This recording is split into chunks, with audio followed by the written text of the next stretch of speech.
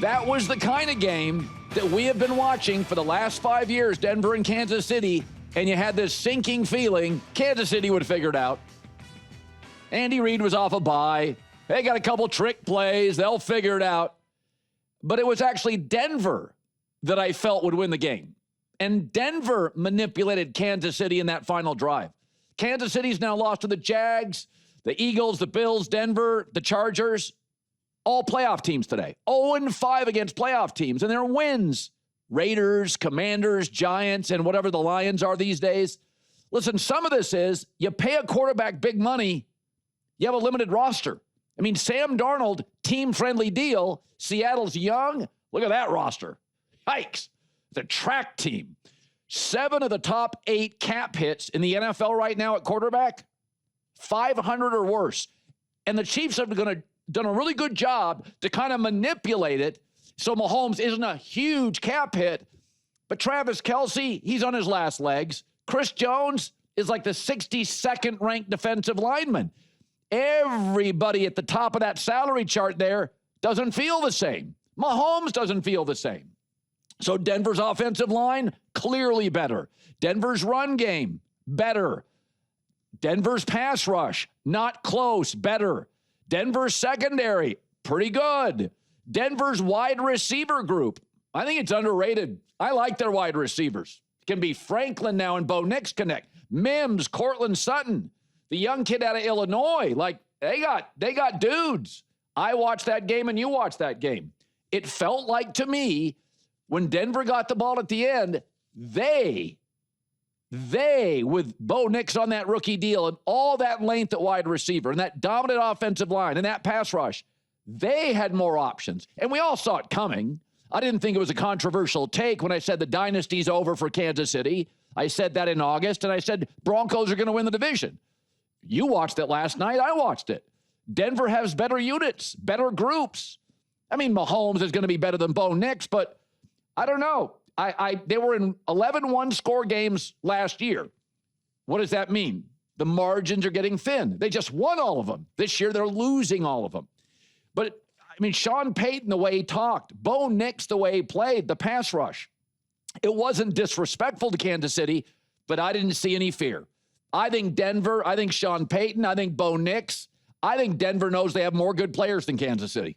I think they know they have a better pass rush. They have the best corner. They have deeper wide receivers. They have the better offensive line, and I think Denver knows it. I mean, Andy Reid off a bye scored 19 points with Patrick Mahomes. Off a bye.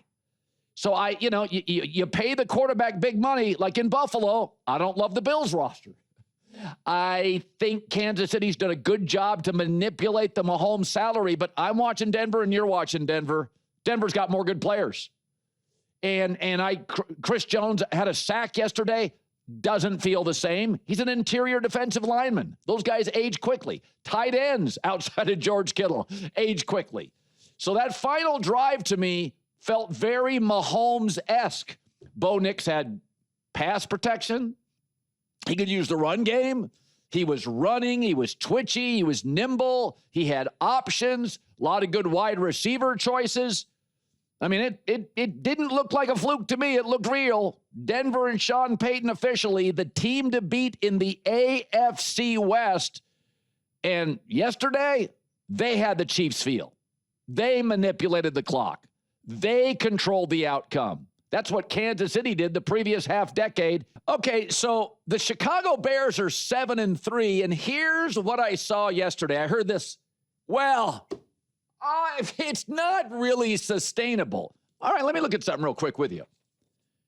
Oh, they were better than the Vikings on third down. They rushed for 140 yards. They never turned it over, and they dominated time of possession.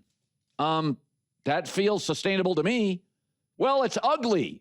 Well, Denver's winning ugly. Philly's winning ugly. The Jags always win ugly. Chicago's got the second best rushing attack in the league, fourth in total offense, top 10 in yards per play. Those are the numbers Vegas cares about. That feels legitimate to me. Their number one issue is actually, and you have this with young teams, you saw it yesterday with Seattle, you've seen it with Green Bay. The problem is too many penalties.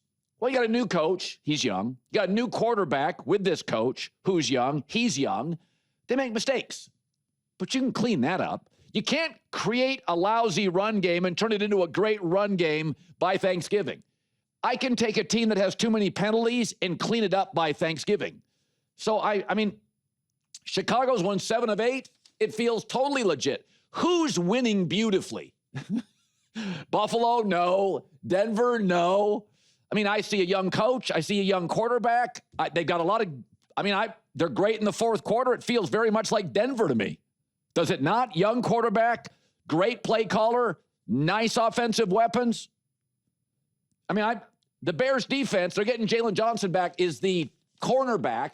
But even without him, they take the ball away. So look at their division for the Bears, people say it's not sustainable. The Vikings are lost offensively. Green Bay wins, but their identity is funky. I'm not sure. Matt LaFleur wants to run, but they can't, so they pass reluctantly, but it works. And Detroit, again, Ben Johnson left that offense. Detroit's offense is not the same. They hired within the organization. Not a fan of that. It doesn't look good. So, I mean, Chicago and Caleb, there's too many penalties. They're flawed. But here's what they do. Tell me if this stuff is sustainable. They run the ball as well as almost anybody in the league. They don't turn it over, yet they take it away from you. And they're excellent playing from behind, which has always been a have and have-nots line of demarcation. Can you play leading? Can you play trailing? So when you have a great run game, you can play with a lead.